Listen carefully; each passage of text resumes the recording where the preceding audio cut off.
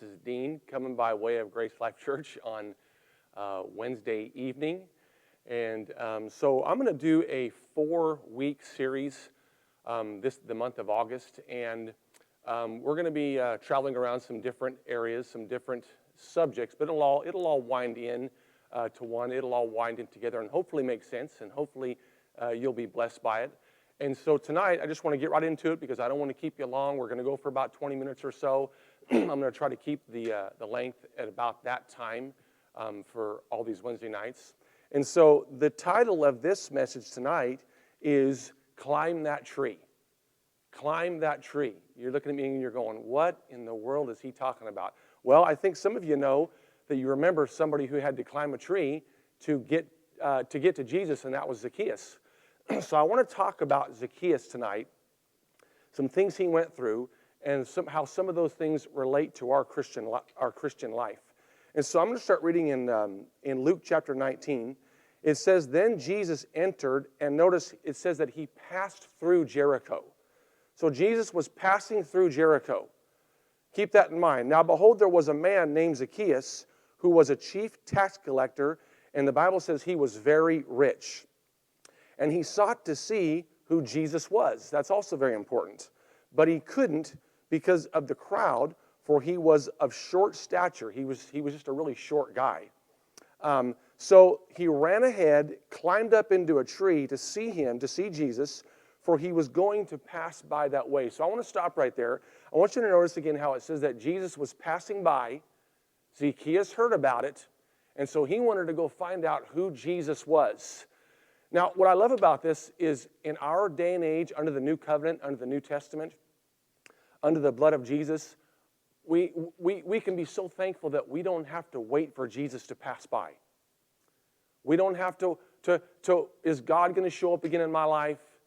When is His presence going to show up again? Will the Lord ever speak to me again? How long do I have to wait again to feel God's touch? The thing about it is God's not passing by like He used to when Jesus was on the earth. Now we have His presence.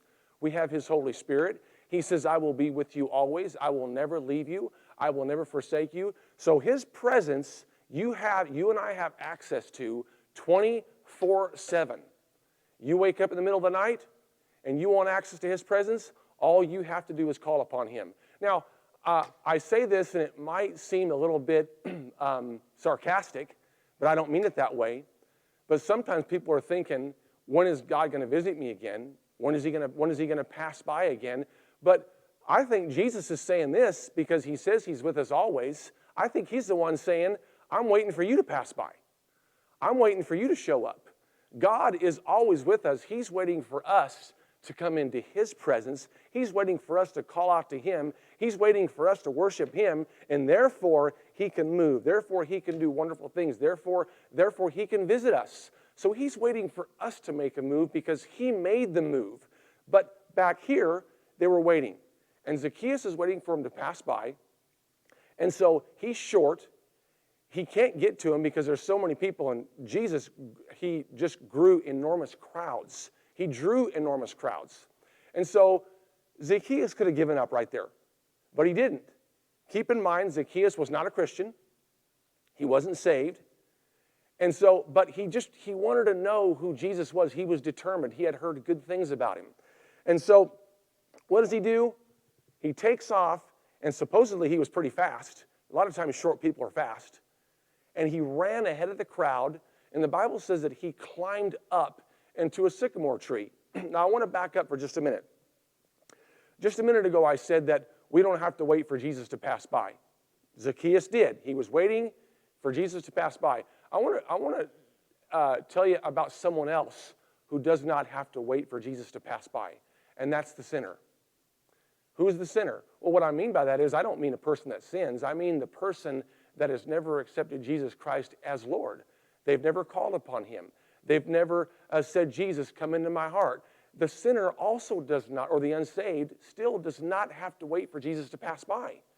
Because Jesus did everything on the cross. And so no matter where that person is who's never called upon Him, no matter how bad they are off in their life, no matter how happy they are, no matter how depressed they are, no matter how far away from God it might seem like they are, all they have to do, wherever they are, is call upon Jesus, and he's right there waiting. He's not far off. He doesn't have to pass by. He's right there, and he's waiting for the sinner to call upon him. And so, again, Zacchaeus was waiting for Jesus to pass by. We don't have to do that. You can come into the presence of God whenever you want to. How many of you have ever been in your car, and you're driving, and all of a sudden you're listening to a Christian radio station, and here comes a good Christian song to your ears, and all of a sudden the presence of God just fills your car. It just fills your car. Sometimes you might just be at home or wherever you're at, and you just have a thought about God's goodness, and his presence just fills the place where you're at. See, we have access to it all the time. God is ready to visit us. He's just waiting for us to do something to give him access. Now, let me read here in verse number 3 in the same chapter. So he ran ahead. He climbed up into a sycamore tree to see him, for he was going to pass that way. Verse 5, and when Jesus came to the place, he looked up and he saw him, and he said, Zacchaeus, make haste or hurry up, come down, for today I must stay at your house. So Jesus sees Zacchaeus. Who was Zacchaeus? He was short. He was also, remember, a very rich man. Some translations say he was very rich. So it's obvious that riches did not make Zacchaeus happy. He had everything he needed material-wise. He had a lot of money, but he was empty inside. He was rich materialistic-wise, but he was poor spiritually. He was poor on the inside. And some people, they say, if I just had more money, if I was just rich, I would be so much happier. Well, here is an example of that not being true. Because Zacchaeus had all he needed financially, but he wasn't happy. He was sad. He was empty inside. He knew something was missing, and he had heard good things about Jesus, and he wants to find out who this is. And I see that it was so wonderful on what happened next. Zacchaeus is up in the tree, and Jesus says, hey, Zacchaeus, hurry up and come down from there. I'm coming to your house today. So when he said that, Zacchaeus comes down to meet Jesus, and he gets all excited, and he's with joy, he invites Jesus over with joy. Now, it's very interesting to me what happened here, because a lot of people think that if they're not living right, they're making mistakes in life, and they're not living the perfect life like none of us ever will, they think Jesus is mad at them. They think Jesus doesn't have a desire to visit them. But Jesus shows up, and this powerful experience happens. He looks up and he tells Zacchaeus to come down, to hurry up and come down. I wonder how Jesus said it to him. Because when Zacchaeus came down, he wasn't fearful. He wasn't scared, because Jesus does not have to scare anybody in to serving him. He doesn't have to scare anybody into salvation. He loves all of us into salvation. So Zacchaeus comes down from the tree. He's very happy. And he invites Jesus into his house with joy. Now, I wonder what would have happened if Jesus would have looked up in the tree and said, Zacchaeus, hurry up and get down from there with a straight face. And he looks like he's disappointed. Like so many people think Jesus is with them. They think he's disappointed in them because they haven't been living right and they've been making mistakes. So they think Jesus is judging them. And so I wonder if Jesus would have looked up there and Zacchaeus with a straight face, come down from there right now. I want to talk to you. I got a bone to pick with you and about the things that you've been doing wrong. Hurry up and get down here. I'm coming over to your house, and we're going to have a serious talk. Now, I don't think that Zacchaeus would have came down from that tree having a joyful attitude and being full of cheer if that's the way Jesus would have approached him. If that's how Jesus would have reacted to Zacchaeus. And so he says, come down. And so this is how I see Jesus reacting to Zacchaeus up in the tree. Zacchaeus, with a big smile. I mean, Jesus is smiling all the time. Zacchaeus, hey, hurry up and come on down from there. I'm coming to hang over at your house today. Now, doesn't that sound a lot better?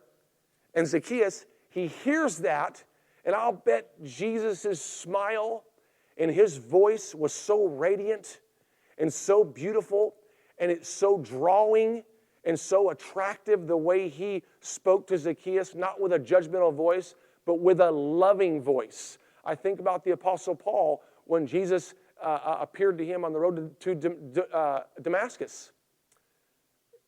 I'm fully convinced that when Jesus appeared to Paul, he did not say, "Paul, why are you persecuting me?" and yelling at him and screaming at him, because then Paul said, "Lord, what do you want me to do?" Paul didn't say that in fear. He wasn't scared out of his mind. Jesus did not have to scare him into serving him.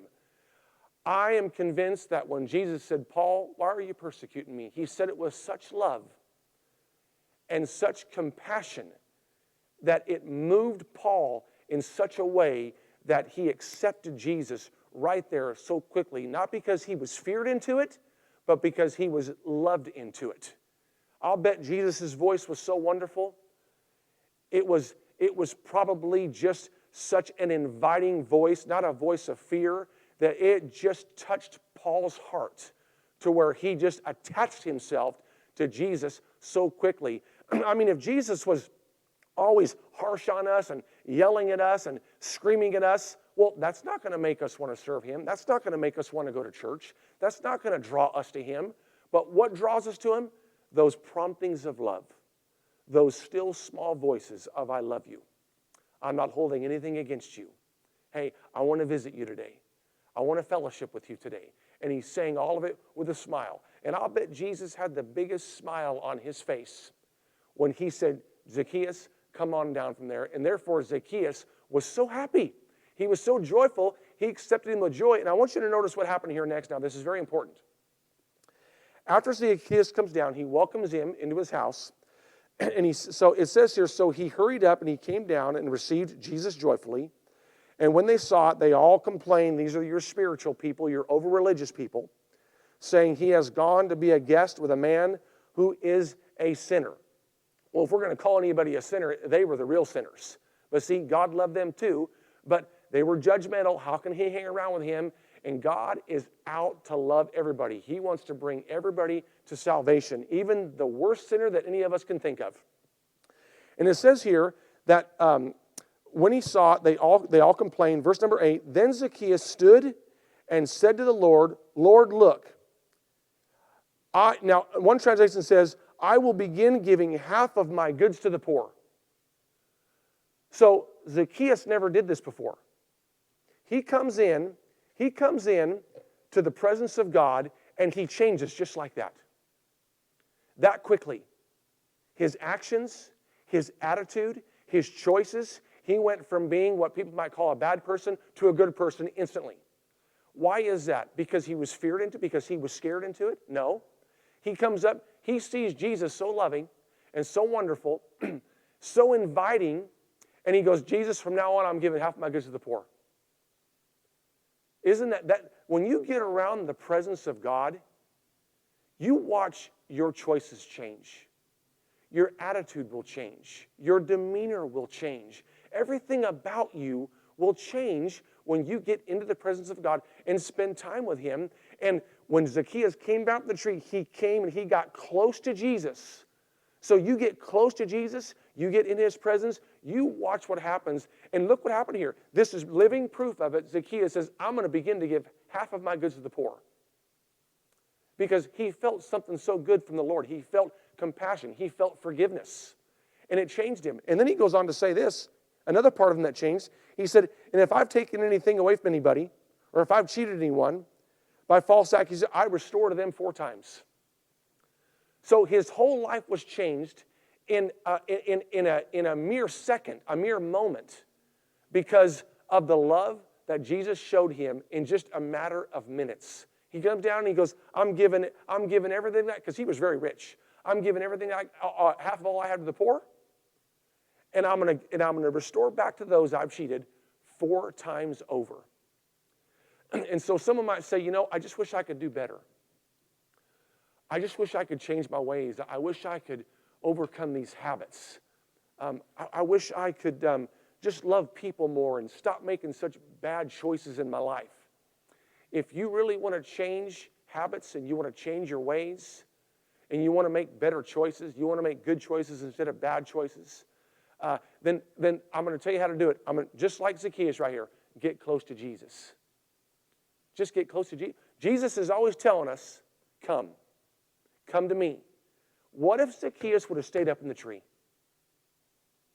What if he wouldn't have came down? What if he wouldn't have got close to Jesus? Nothing would have changed. What if he would have said, that's okay, I'm fine right up here. I just wanted to get a closer look. I don't need to come down there. He would have missed out on what Jesus had for him. But thank God, he had enough sense, I'm checking my time here, he had enough sense to come down from the tree, because Jesus said, come on down. Remember, Jesus said, he said, all you that are weary and heavy laden, come to me. My yoke is easy and my burden is light. Jesus is not handing out burdens. If Zacchaeus would have came down from that tree and Jesus would have started judging him and casting burdens upon him, see, Jesus is not out handing burdens to people. Remember, he said, come to me, all you that are heavy laden, and I will give you rest. Jesus is handing out rest.